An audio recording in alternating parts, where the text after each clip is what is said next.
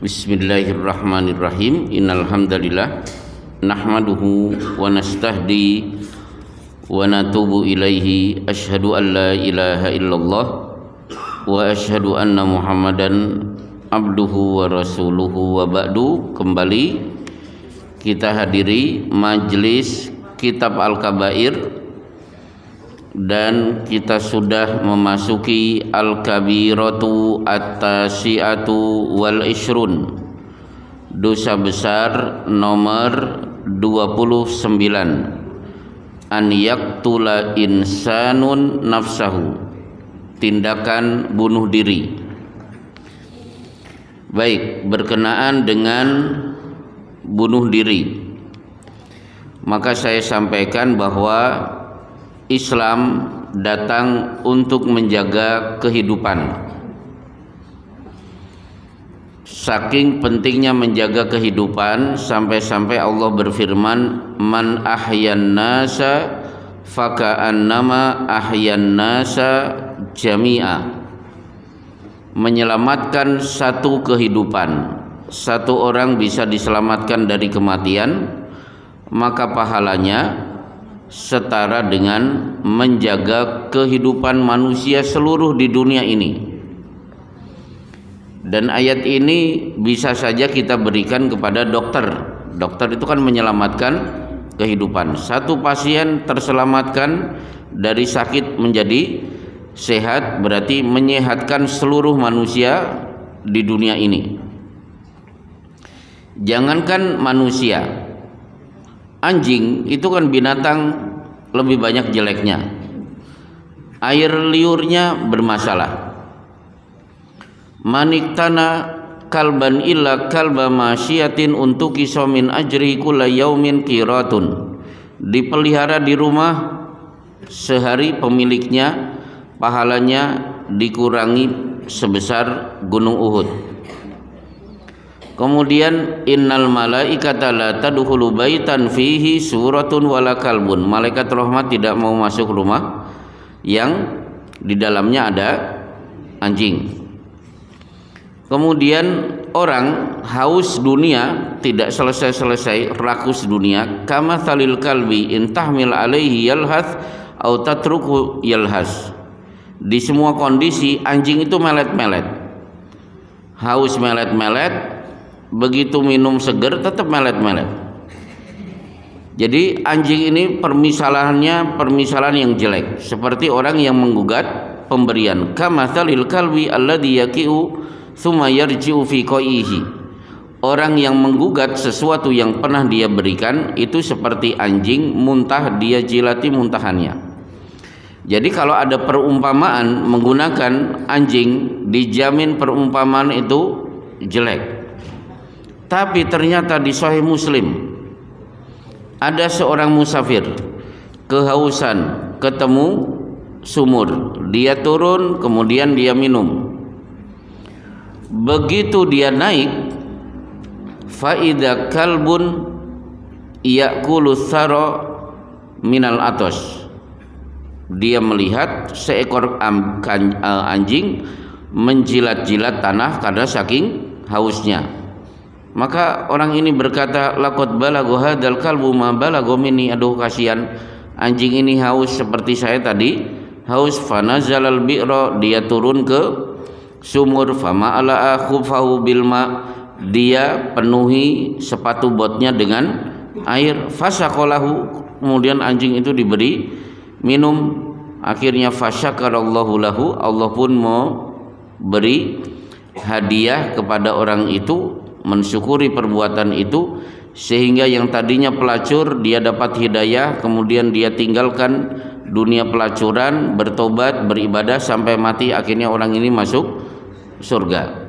Menyelamatkan seekor anjing membuat seorang yang hidupnya dipenuhi dengan perbuatan dosa tiba-tiba dia terangkat. Baik, ini yang pertama. Kemudian yang kedua, tindakan menghilangkan nyawa ini sebenarnya sesuatu yang sangat dikhawatirkan oleh malaikat, dan akhirnya betul-betul terjadi. ketika Allah menyampaikan akan menciptakan Adam sebagai khalifah di muka bumi, malaikat berkata, ataj'alu fiha may yufsidu fiha wa yasfikud dima. Apakah engkau akan ciptakan manusia ya Allah sebagai khalifah di muka bumi yang ujung-ujungnya menumpahkan darah? Dan akhirnya terbukti, fatawwa'at lahu nafsuhu qatla akhihi faqatalahu fa asbaha minan nadimin. Qabil pun akhirnya membunuh Habil. Ternyata bunuh-membunuh ini juga dikhawatirkan oleh Rasulullah Shallallahu Alaihi Wasallam, sehingga salah satu wasiat beliau adalah la tarji'u ba'di kufaron yadribu ba'dukum riqaba ba'din. Kalau aku nanti meninggal, jangan kalian kembali kepada kekafiran dengan cara satu dengan yang lain saling bunuh. Kalau membunuh antara muslim dengan kafir ini wajar, tapi Rasulullah mengkhawatirkan bunuh-membunuh sesama muslim. Baik, termasuk Rasulullah pernah marah besar ketika rombongan sahabat pergi mengintai musuh. Ada satu sahabat terluka, kemudian dia ikat kepalanya. Ketika tidur mimpi basah. Ini kan luar biasa, terluka parah tapi sempat-sempatnya mimpi basah. Mungkin Bapak akan berkomentar, kok iso nih ya. Nah, tapi begitulah yang terjadi. Begitu bangun kaget dia.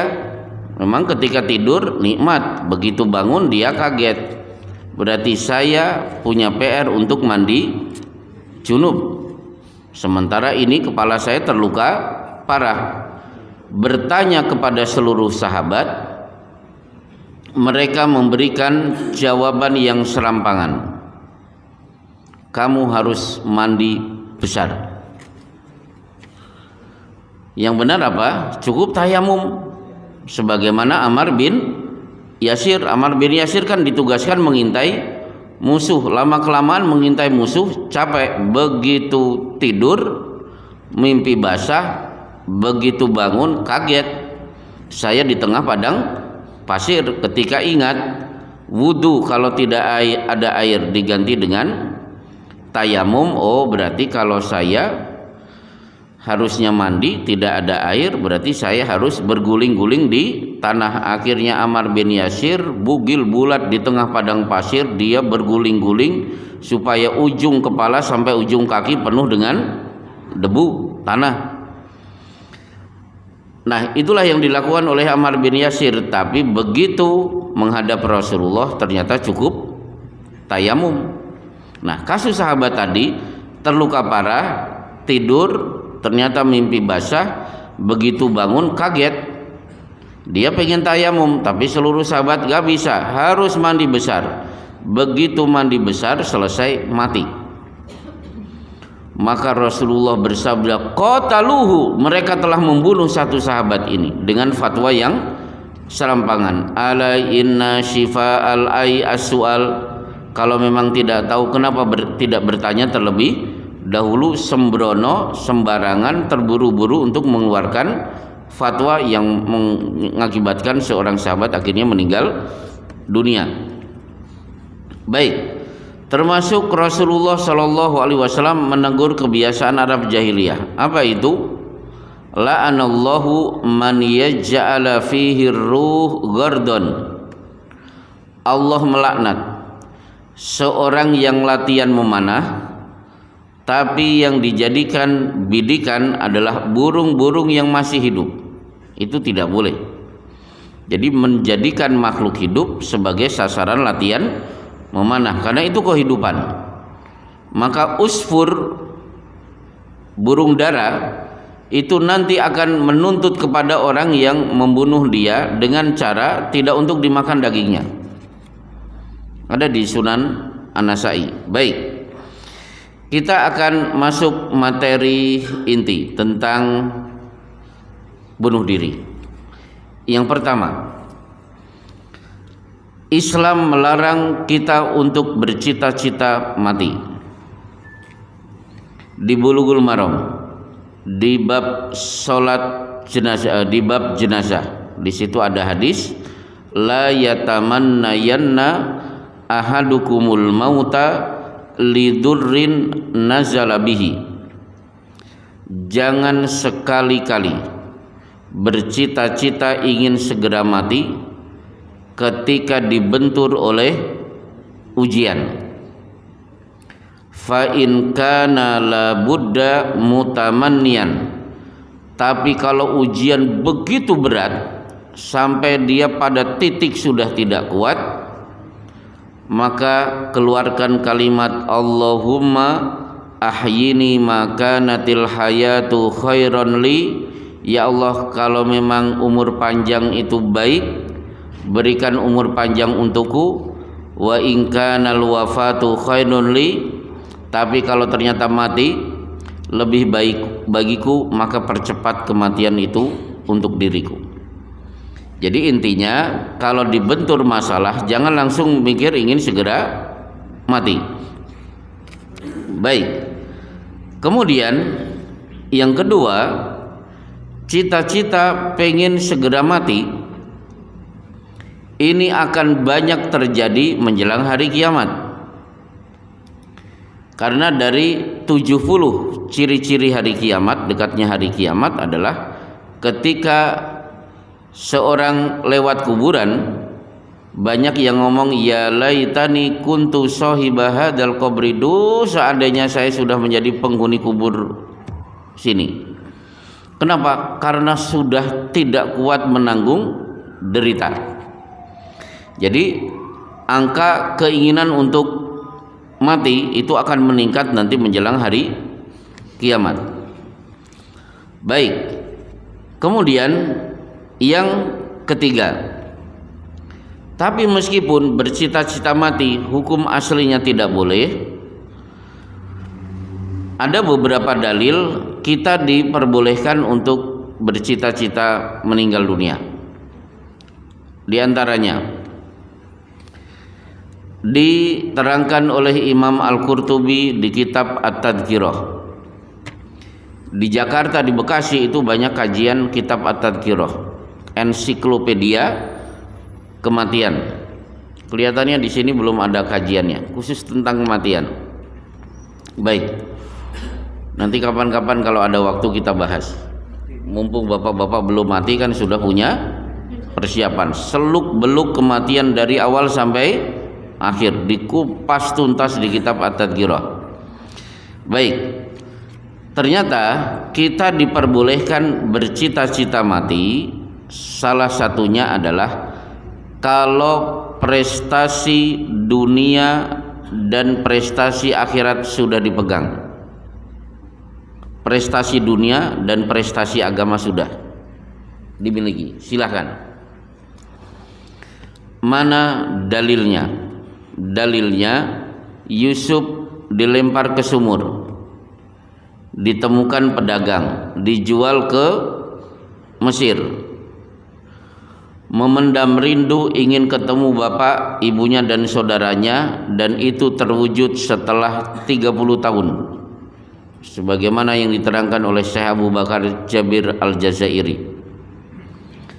Ketika akhirnya Yusuf sudah menjadi raja, bukan menteri lagi, raja di negeri Mesir, dan berhak mendapat gelar Fir'aun.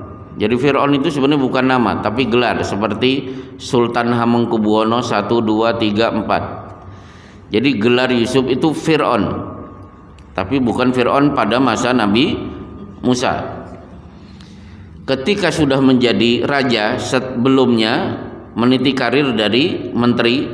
Jadi Yusuf itu karir jabatannya itu bagus. Dari dikuyo-kuyo, rekoso, masuk penjara, akhirnya jadi menteri, kemudian jadi raja. Kan ada orang ujuk-ujuk langsung jadi, kan ada. Kalau Yusuf tidak, karirnya bagus dari awal sampai akhir, pernah rekoso. Bahaya kalau dipimpin di satu negeri dipimpin oleh pemimpin yang tidak pernah rekoso. Nggak tahu ini nyindir siapa ini. Kita lanjutkan. Baik. Apa tadi? Akhirnya apa? Saudara-saudara Yusuf datang dengan satu sandiwara luar biasa. Yusuf bisa menjebak Bunyamin, Bunyamin pura-pura dijebloskan penjara, saudara Yusuf pulang, akhirnya bapaknya datang, terjadi pertemuan yang luar biasa. Apa yang terjadi di akhir-akhir surat Yusuf? Falamma dakhalu alaihi kharru lahu sujada. Ketika bapak, ibu, saudara-saudara Yusuf masuk ke dalam istana, seluruh yang hadir bersujud kepada Yusuf. Akhirnya Yusuf berkata, "Ya abati, hadza ta'wilu ru'yaya min qabl." Wahai ayah, inilah takwil mimpi saya masa kecil. Ra'aitu ahada asyara kaukaba wasyamsa wal qamara ra'aituhum li sajidin. 11 bintang, 1 matahari, 1 bulan bersujud kepada aku. Ternyata ayah, ibu dan saudara hari ini sudah bersujud kepada aku. Akhirnya Yusuf mengangkat kedua tangan, Rabbi qad ataitani minal mulki wa 'allamtani min ta'wilil ahadits. Wahai Rabbku, Engkau sudah angkat aku menjadi raja di negeri ini setelah bertemu dengan keluarga besarku. 2, Engkau angkat aku sebagai nabi yang pandai mentakwil mimpi. Berarti raja dan sebagai nabi. Raja prestasi dunia, nabi prestasi yang sifatnya agama. Fatiras samawati wal ardh, Engkau pencipta langit dan bumi. Anta wali fid dunya wal akhirah, Engkau pelindungku di dunia dan akhirat. Tawaffani musliman, aku pengen mati dalam keadaan muslim. Jadi ketika berada di puncak karir, cita-citanya terwujud, yang terlintas pada diri Yusuf adalah ingin segera meninggal dunia. Maka bagi bapak-bapak yang haji sudah, khatam bolak-balik, sering ikut kajian iktikaf, subuh ceria mantap aktif, sudah melihat anak nikah, lihat cucu, ya monggo silahkan. Sudah saatnya ingin segera bertemu dengan Allah. Posisinya adalah man ahabba liqa Allahi ahabballahu liqa'ahu. Silahkan. Yang kangen ingin cepat bertemu dengan Allah, Allah pun rindu ingin cepat-cepat bertemu dengan hambanya. Tapi syaratnya apa? Prestasi dunia dan agama sudah kita raih. Baik, kemudian termasuk terangan-angan ingin mati, man sa'alallahu syahadata bisidqin balaghallahu manazila syuhada wa in mata ala firashihi. Siapa yang bercita-cita pengen mati syahid, Allah tetapkan matinya syahid meskipun dia mati di atas tempat tidur. Jadi terngiang-ngiang kapan saya bisa mati syahid meskipun tidak pernah pergi ke Palestina, seumur hidup ada di masaran, tapi greget pengen terjun di Palestina luar biasa. Baik. Kemudian masalah kelima, ternyata para nabi selalu mendapatkan takhyir. Takhyir itu pilihan. Sehingga pilihan apa? Rasulullah naik mimbar, ceramahnya cuma singkat. Innallaha khayyara abdan ma bainahu wa bainad dunya fa khayyara dzalikal abdu ma bainahu. Wahai para sahabat, ada seorang hamba, beliau tidak menyebut siapa hamba itu, baru saja diberi pilihan oleh Allah. A, hidup panjang bahagia di dunia, atau cepat bertemu dengan Allah. Hamba itu ternyata memilih segera bertemu dengan Allah. Wassalamualaikum, beliau turun dari mimbar. Jadi ada seorang hamba suruh milih umur panjang bahagia atau segera dipanggil oleh Allah. Hamba itu milih yang kedua. Seisi masjid terdiam. Yang menangis cuma Abu Bakar. Yang lain heran, kenapa Abu Bakar menangis? Lama-kelamaan Abu Bakar juga bingung, kenapa tidak ada yang menangis. Ketika mereka bertanya kepada Abu Bakar meminta para sahabat, coba perhatikan tadi Rasulullah ngomong apa. Ada hamba disuruh mengambil pilihan, umur panjang bahagia atau segera dipanggil oleh Allah. Hamba itu memilih dipanggil oleh Allah. Kalian harus tahu, hamba itu Rasulullah sendiri. Berarti Rasulullah pamit tadi di atas mimbar, pamit sebentar lagi akan berpisah dengan kita. Akhirnya seisi masjid pun menangis, dan betul begitu beliau pulang jatuh sakit, dan sakit itulah yang mengantarkan kepada kematian. Jadi para nabi setiap ditanya pilih umur panjang atau meninggal selalu memilih segera bertemu dengan Allah. Baik. Bagi yang sudah merasa sebentar lagi meninggal dunia, maka diperbolehkan sudah mulai persiapan.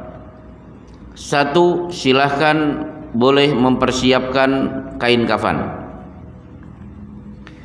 Di Riyadhus Shalihin ada seorang sahabat melihat Rasulullah memegang kain putih bagus, tenunan spesial dari seorang wanita.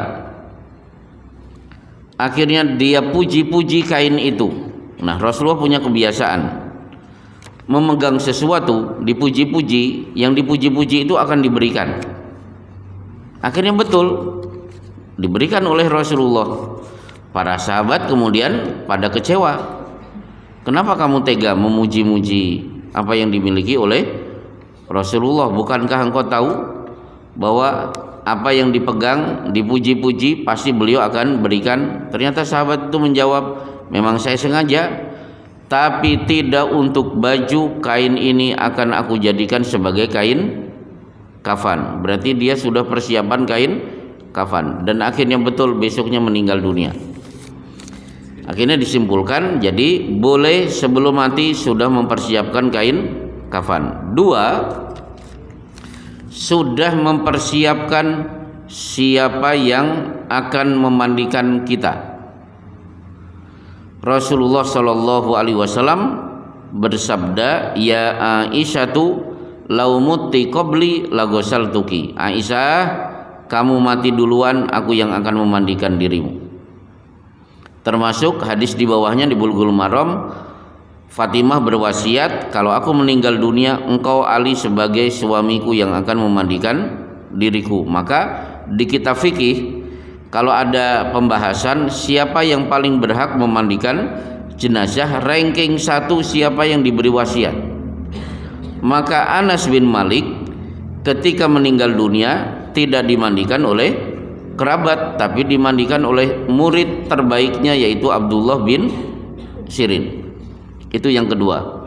Yang ketiga, sudah mulai ancang-ancang pengen mati di satu tempat. Tapi kalau bapak mengambil hadis Sahih Bukhari, maka di sana ada babu man ahabba an yudfana bil ardil muqaddasah, bab anjuran bercita-cita menyengaja mati dan dikubur di tanah suci.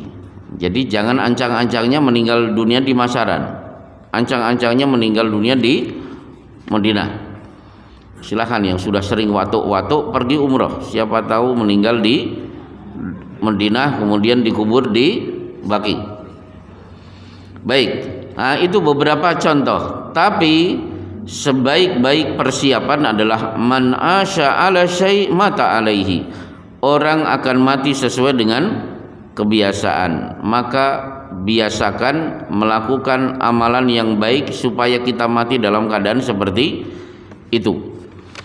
Baik, nah sekarang masuk inti paling inti tentang bunuh diri.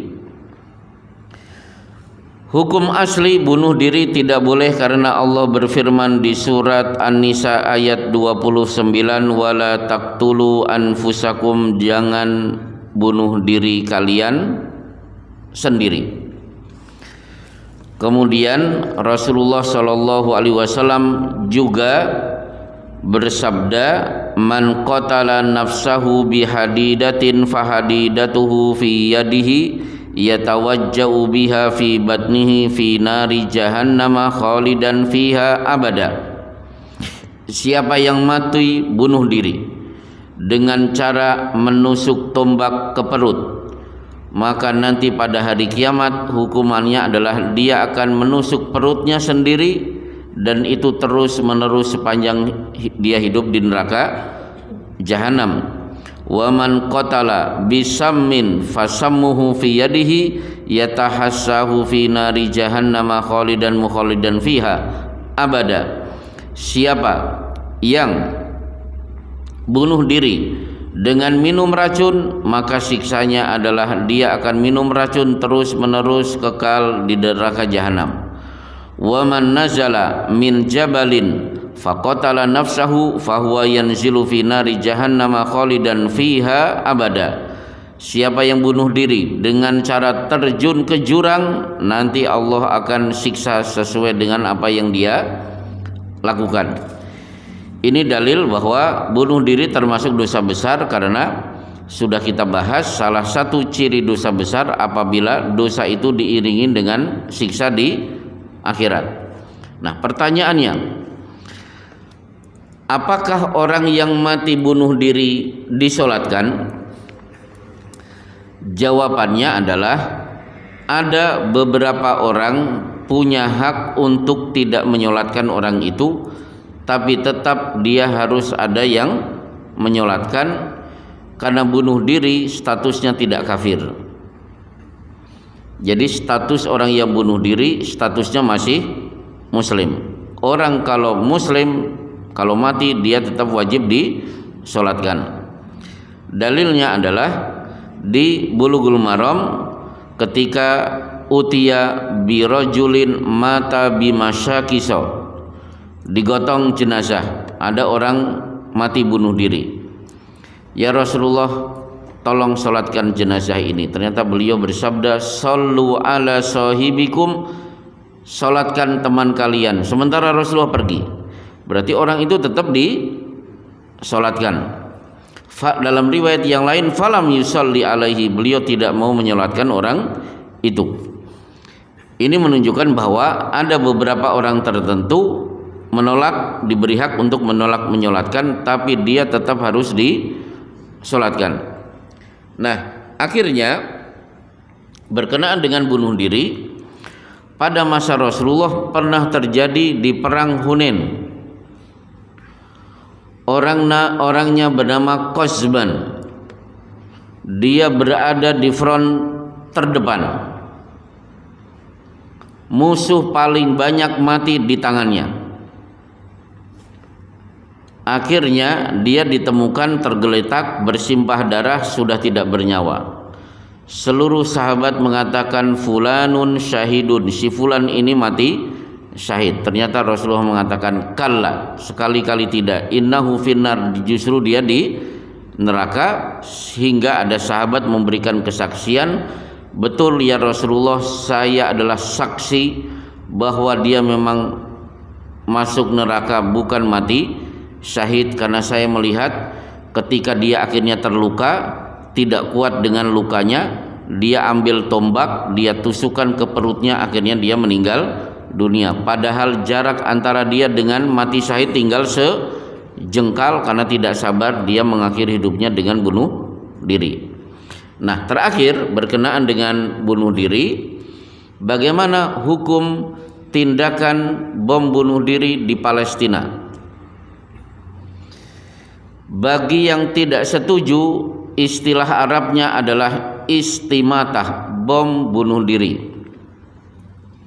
Bagi yang setuju menyebutnya dengan istishhadah, bom syahid. Jadi bom menyengaja dia mati syahid dengan sasaran target bisa membunuh orang Israel. Dulu ketika Chechnya lawan Rusia, ada gadis nyupir truk, di belakangnya ada bom sudah penuh, dia tabrakan ke gedung, ternyata 700 perwira tinggi Soviet sedang rapat di situ, akhirnya semuanya mati. Jadi satu orang mati, muslimah berkorban, sementara 700 perwira tinggi mati.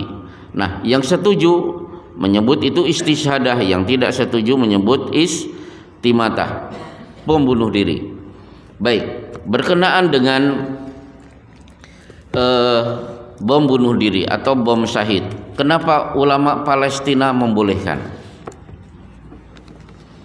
Mereka mengatakan bahwa kami orang Palestina jauh lebih paham dengan kondisi Palestina.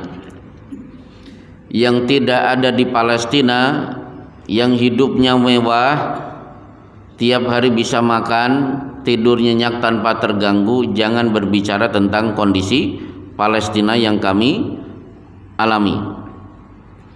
Ulama-ulama Palestina mengatakan, kami Palestina, di Palestina ini tanah suci, sementara kami dikelilingi oleh negara-negara Arab. Ada Lebanon, ada Yordania, ada Suriah, ada Arab Saudi, ada Irak, ada Mesir. Kok bisa kami dijajah sementara sudah berpuluh-puluh tahun tidak pernah ada bantuan?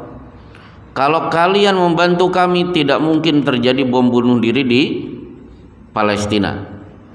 Nah, salah satu dalil kenapa ada bom bunuh diri di Palestina adalah hadis yang cukup terkenal, tafsir dari was-sama'i dzatil buruj wal yaumil mau'ud wa syahidi wa mashhud kutila ashabul uhdud. Intinya begini, dulu di Yaman ada raja ngaku Tuhan, sampai ada anak kecil berdakwah, mendakwahkan tauhid, medianya adalah pengobatan. Bagi yang sakit datang diobati, syaratnya cabut keyakinan raja itu Tuhan, karena Tuhan kita hanya Allah. Singkat cerita, yang masuk Islam mulai banyak. Raja marah, si anak kecil ini, si dai ini, si ustadz ini ditangkap, kemudian diputuskan dieksekusi mati. Algojo diminta untuk membawa anak ini ke atas gunung supaya dilempar ke jurang. Tiba-tiba gunung bergoyang-goyang, seluruh eksekutor malah terlempar ke jurang, anak ini kembali ke istana. Raja kaget, anak ini diikat lagi. Algojo bawa ke tengah laut, tenggelamkan. Begitu di tengah laut terjadi ombak, kapal terguling, para algojo pada mati. Anak ini bisa berenang, balik lagi ke istana.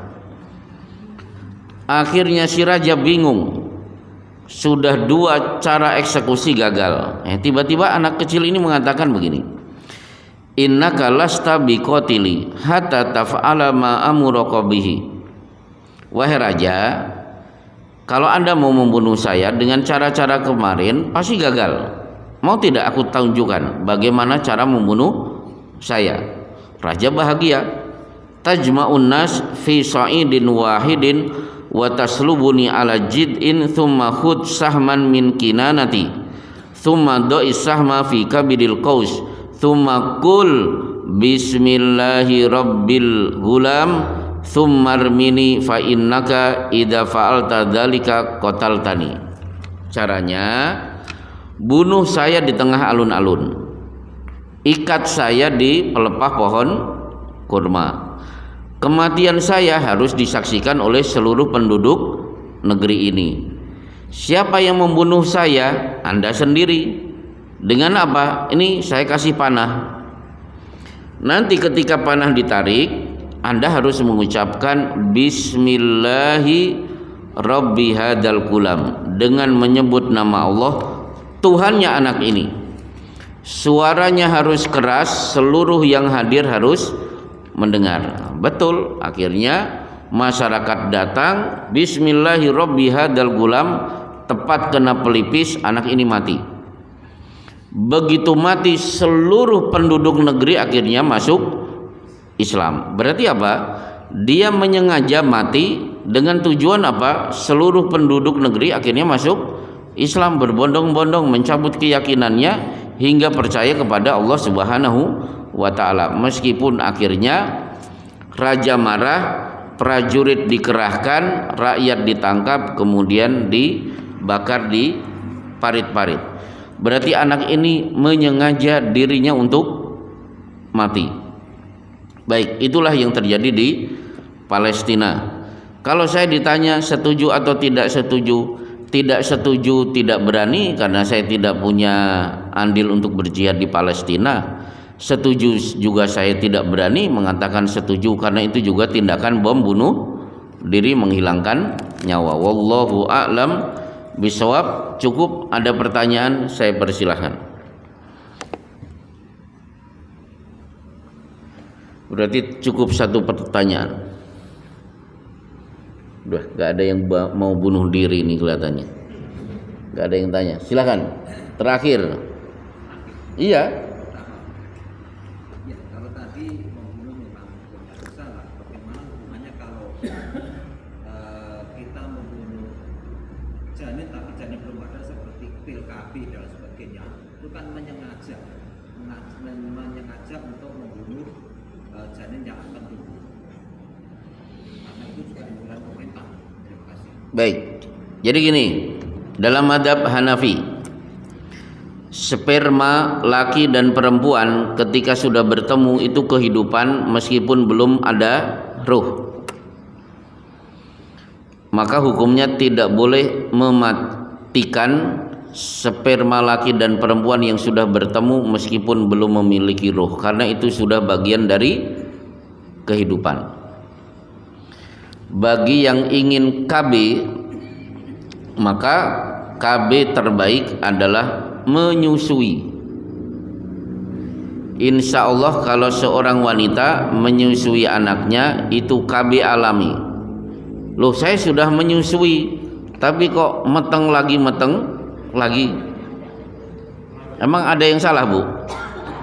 Ya hamil lagi. Ya iya, disusui tapi sudah dikasih promina, ya hamil. Jadi kalau susunya betul-betul eksklusif, tidak ada yang lain, insya Allah tidak akan hamil. Jadi mematikan kehidupan meskipun memiliki roh hukumnya tidak boleh. Wallahu a'lam bishawab. Kecuali kalau ada vonis dari dokter yang terpercaya bahwa janin ini memang harus dimatikan karena akan membahayakan ibunya. Kalau ini terjadi silakan. Satu lagi tanggung. Ya. Tapi untuk keterangan kabar yang lalu minggu yang lalu tentang makanan halal dan haram, sebenarnya dengan makanan yang haram seperti daging babi itu dulu pernah ada heboh kalau suatu produk jenis makanan apa mengandung minyak babi. Tetapi ada ulama besar yang mengatakan itu tidak haram karena yang diharamkan adalah daging babinya, bukan minyak babi. Bagaimana Ustaz? Ya, memang ada kiai mengatakan yang diharamkan daging. Jadi sop tulang babi boleh, itu bukan daging. Terus gelatin itu kan bukan daging. Maka saya jawab, kalau ulama ini pernah nyantri, pasti pernah belajar bahasa Arab. Kalau belajar bahasa Arab, salah satu bab di bahasa Arab yang dibahas apa? Ilmu balaghah. Nah, dalam ilmu balaghah itu ada pembahasan gaya komunikasi orang Arab adalah menyebut satu tapi sudah mewakili yang lain. Contoh di surat Al-Baqarah, warka'u ma'ar raki'in, perintah salat berjamaah menggunakan kalimat rukuklah bersama-sama orang ruku. Bukan berarti ruku itu assalamualaikum, bukan. Ruku itu bagian dari salat, berarti tetap berdiri takbiratul ihram, kemudian ruku, kemudian i'tidal, kemudian sujud. Warka'u, rukuklah maksudnya tunaikan salat bersama-sama orang ruku, berarti salatnya itu berjamaah. Nah, Di surat Al-Baqarah, An-Nisa, Al-Maidah, Al-An'am, Al-Isra, Allah menyebut lahmul khinzir, daging babi. Bukan berarti yang diharamkan cuma dagingnya saja. Disebut satu sudah mewakili semua. Sama dengan ketika Bapak beli sate. Pak, beli sate. Nanti pakai tusukan ya Pak ya? Apakah perlu? Justru kalau kita merinci, Pak nanti dibungkus ya, ada tusukannya ya, ada cabenya, justru dianggap cerewet. Cukup satu disebut sate sudah mewakili semuanya. Sekarang ketika Bapak beli sate, bawa pulang, bungkusnya masih dibungkus plastik tidak? Kan dikasih plastik kan? Apakah Bapak perlu ngomong nanti pakai plastik ya? Nggak perlu ngomong plastik, pasti diberikan. Jadi istilah ilmu balaghah menyebut satu sudah mewakili yang lain. Contoh perintah sujud kepada Adam. Siapa yang diberi instruksi? Malaikat. Itu juga berlaku bagi seluruh jin termasuk iblis. Disebut satu tapi sudah mewakili yang lain. Insya Allah inilah kajian kita di malam hari ini. Kita lanjutkan di serial dosa besar di pertemuan yang akan datang. Wassallallahu ala Muhammadin wa ala alihi washabbihi ajmain. Assalamualaikum warahmatullahi wabarakatuh.